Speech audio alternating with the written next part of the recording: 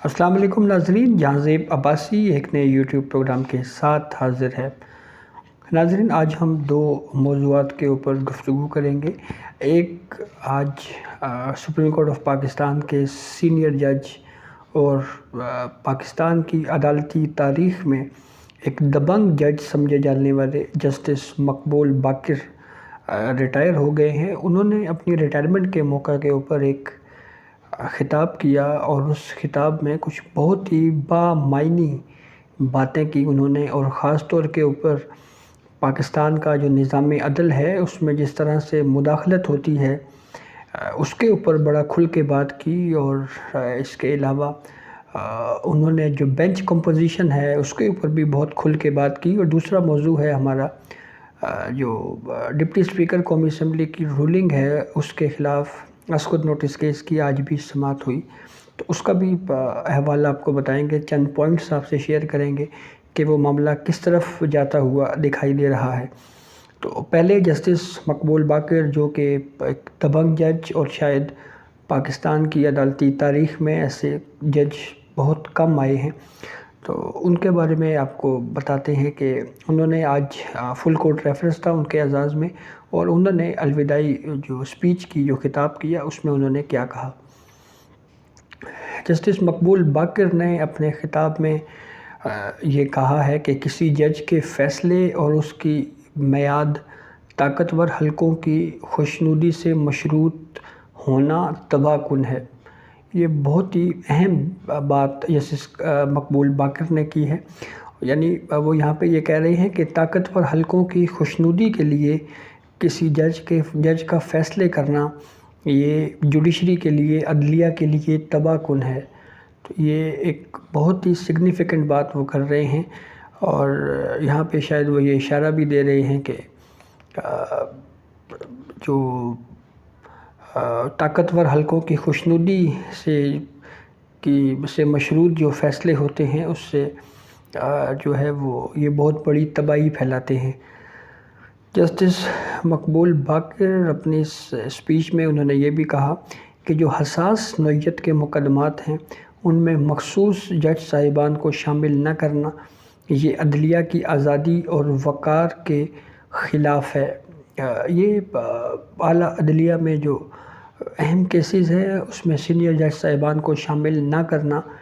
یہ بہت ہی اہم معاملہ ہے، اور اس کے اوپر وقتاً فوقتاً ہم دیکھ رہے ہیں کہ جوڈیشری کے اندر سے آوازیں آ رہی ہیں، خاص طور کے اوپر سابق چیف جسٹس میاں ثاقب نثار کے دور میں یہ ٹرینڈ شروع ہوا، اور تقریباً 4 یا 5 سال ہو چکے ہیں جوڈیشری کے اندر سے بھی یہ آوازیں مسلسل آ رہی ہیں بینچ کمپوزیشن کے حوالے سے، کہ جو بینچ کی تشکیل ہے اس میں جو سینئر جج صاحبان ہیں ان کو محروم رکھا جاتا ہے، ان کو اس بینچ میں شامل نہیں کیا جاتا۔ خاص طور کے اوپر ہمیں یاد ہے کہ حال ہی میں جسٹس قاضی فائز عیسیٰ نے اسی معاملے کے اوپر ایک لیٹر بھی لکھا ہے، اور آرٹیکل 63A کی تشریح سے متعلق جو 5 رکنی لارجر بینچ ہے، یہ وہی 5 رکنی لارجر بینچ ہے چیف جسٹس عمر عطا بندیال کی سربراہی میں، جو اس وقت ڈپٹی اسپیکر کی رولنگ کے خلاف اسکت نوٹس کیس کی بھی سماعت کر رہا ہے۔ اس بینچ میں chief justice Umar Ata Bandial, justice Ijaz ul Ahsan, justice منیب اختر، جسٹس جمال خان مندوخیل اور جسٹس مظہر عالم میاں خیل، یہ 5 رکنی بینچ ہے۔ اس بینچ کمپوزیشن کے اوپر جسٹس قاضی فائز عیسیٰ نے یہ اعتراض کیا تھا کہ اس میں سینئر جج صاحبان کو شامل نہیں کیا گیا، ان کو اس سے الگ رکھا گیا ہے، اور یہ درست عمل نہیں ہے۔ اور اس کے اور بھی کئی ہمارے پاس مثالیں موجود ہیں جس میں سینئر جج صاحبان کو بینچز میں شامل نہیں کیا گیا۔ تو اسی طرف جسٹس مقبول باقر نے بھی اپنی آخری تقریر میں یہ نشاندہی کی ہے، یہ بات کی ہے کہ حساس نوعیت کے مقدمات میں مخصوص ججوں کو شامل نہ کرنا یہ عدلیہ کی آزادی اور وقار کو مجروح کرتا ہے۔ اور جسٹس مقبول باقر نے یہ بھی کہا ہے کہ جو ڈائسنٹ ہوتا ہے، یعنی جو اختلافی آواز ہوتی ہے، یہ در حقیقت آزاد عدلیہ کی عکاس ہوتی ہے۔ جسٹس مقبول باقر نے اپنے اسپیچ میں یہ بھی کہا ہے کہ عدلیہ سائلین کی توقعات پر پوری نہیں اتر سکی۔ یہاں پہ وہ جو نظام انصاف کی فراہمی میں تاخیر ہے اس کے اوپر وہ ایک سپریم کورٹ کے سینئر جج اس بات کا اعتراف کر رہے ہیں کہ تمام تر کوششوں کے باوجود جو فراہمی انصاف ہے وہ ممکن نہیں بنایا جا سکتا۔ پورے ملک کی جوڈیشری جو ہے وہ انصاف کی فراہمی میں ناکام رہی ہے اور اس بات کا انہوں نے اقرار کیا ہے۔ جسٹس مقبول باقر نے اپنی تقریر میں یہ بھی کہا ہے کہ غیر متوازن جوڈیشل ایکٹیویزم قانون کی حاکمیت کے لیے موت کا سبب ہے۔ اب غیر متوازن جوڈیشل ایکٹیویزم حال ہی میں جیسے میں نے آپ کو بتایا کہ جس طرح سے سابق چیف جسٹس ثاقب نثار کے دور میں یہ سارا بکھیرا شروع ہوا اور اس وقت سے جو بینچ کمپوزیشن تھی اس میں وہ اپنی مرضی کے جج صاحبان کو شامل کرتے تھے، تو جوڈیشل ایکٹیویزم بھی انہی کے دور میں شروع ہوا اور اس میں ہم نے دیکھا کہ وہ ایک طرف ڈیم بناتے تھے، پاگل خانوں کے دورے کرتے تھے، سرکاری ہسپتالوں کے دورے کرتے تھے، پاگل خانوں میں جا کے برتن اٹھا کے پھینکنا، پھر اس کے بعد جو جوڈیشری میں کیس چل رہا ہے اور کورٹ کے اندر چلے جانا اور وہاں پہ جا کے طرح طرح کے اچھل کود کے واقعات جو ہے وہ رونما ہوتے تھے اور ایک بڑا عجیب دور تھا۔ کبھی ڈیم بنائے جاتے تھے، کبھی پاپولیشن گروتھ کے لیے سیمینارز منعقد کیے جاتے تھے اور سابق چیف جسٹس میاں ثاقب نثار تو ایک جگہ پہ یہ بھی انہوں نے کہا تھا کہ 2-3 MLAs تو میں ایسے ہی کھا جاؤں، اور ڈسکوالیفیکیشنز اس وقت اراکین اسمبلی کی ایک عام بات تھی۔ تو یہ اسی کی طرف جسٹس مقبول باقر صاحب یہ نشاندہی کر رہے ہیں کہ غیر متوازن جوڈیشل ایکٹیویزم جو ہے وہ قانون کی حاکمیت کے لیے موت کا سبب ہے۔ جسٹس مقبول باقر نے یہ بھی کہا کہ ملک بھر کی عدلیہ میں انصاف کی فراہمی میں تاخیر ایک حقیقت ہے اور اس حقیقت سے انکار نہیں کیا جا سکتا۔ جسٹس مقبول باقر نے ایک بہت ہی اہم پوائنٹ کی طرف اشارہ کیا ہے اور اس میں جسٹس مقبول باقر یہ کہتے ہیں کہ اعلیٰ عدلیہ میں تقرریوں اور ججوں کے خلاف کارروائیوں میں بیرونی اثر کا تاثر جو ہے یہ بڑھتا جا رہا ہے۔ یہ بہت خوفناک بات ہے۔ اس میں بنیادی طور کے اوپر جسٹس مقبول باقر یہ کہہ رہے ہیں کہ جو جوڈیشل اپوائنٹمنٹس ہیں یعنی اعلیٰ عدلیہ میں جو جج صاحبان کی اپوائنٹمنٹس ہیں، تقرریاں ہوتی ہیں، تعیناتیاں ہوتی ہیں، اس میں وہ یہ اشارہ کر رہے ہیں کہ یہ تاثر بہت زیادہ بڑھتا جا رہا ہے کہ بیرونی اثر جو ہے وہ بہت زیادہ اس پہ حاوی ہو چکا ہے اور اسی طرح سے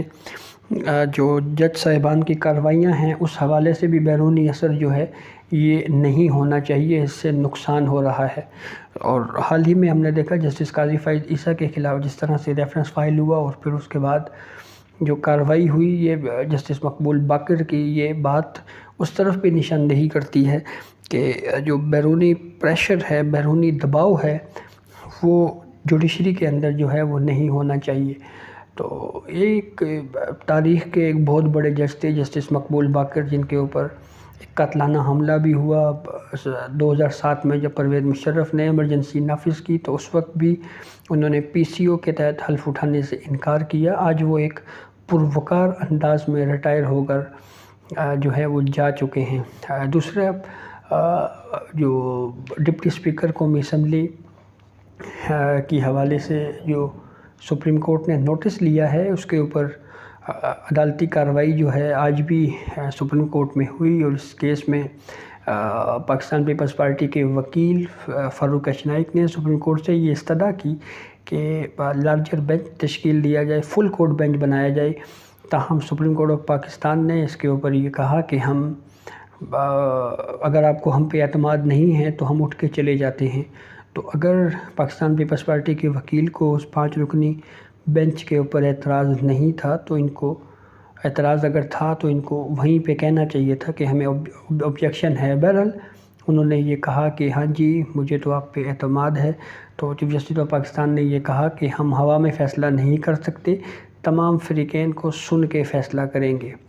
اہم بات یہ ہے کہ سپریم کورٹ میں اس معاملے کے اوپر نوٹس لیا تھا، از خود نوٹس لیا تھا، اور ابھی تک اس حوالے سے آج دوسری 2 سماعتیں ہو چکی ہیں۔ کل اتوار کے دن اس کیس کی سماعت ہوئی تھی اور جو غیر آئینی کام جس کے بارے میں کہا جا رہا ہے کہ اسپیکر قومی اسمبلی نے ڈپٹی اسپیکر قومی اسمبلی نے جو غیر آئینی رولنگ دی، اس کے اوپر تو سپریم کورٹ نے کوئی ویو نہیں دیا، تاہم یہ ضرور کہہ دیا کہ آگے مزید کوئی غیر آئینی اقدام نہ اٹھایا جائے۔ اور سپریم کورٹ آف پاکستان میں اب یہ معاملہ زیر سماعت ہے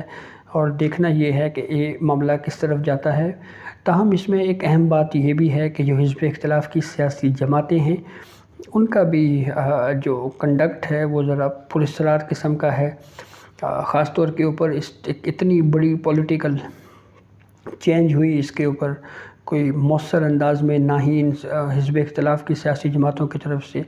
ریئیکشن سامنے آیا، نہ ہی کوئی پروٹیسٹ کیا گیا، بلکہ ایسے یوں لگ رہا ہے کہ جیسے انہوں نے انتہائی آسانی سے اس سب کو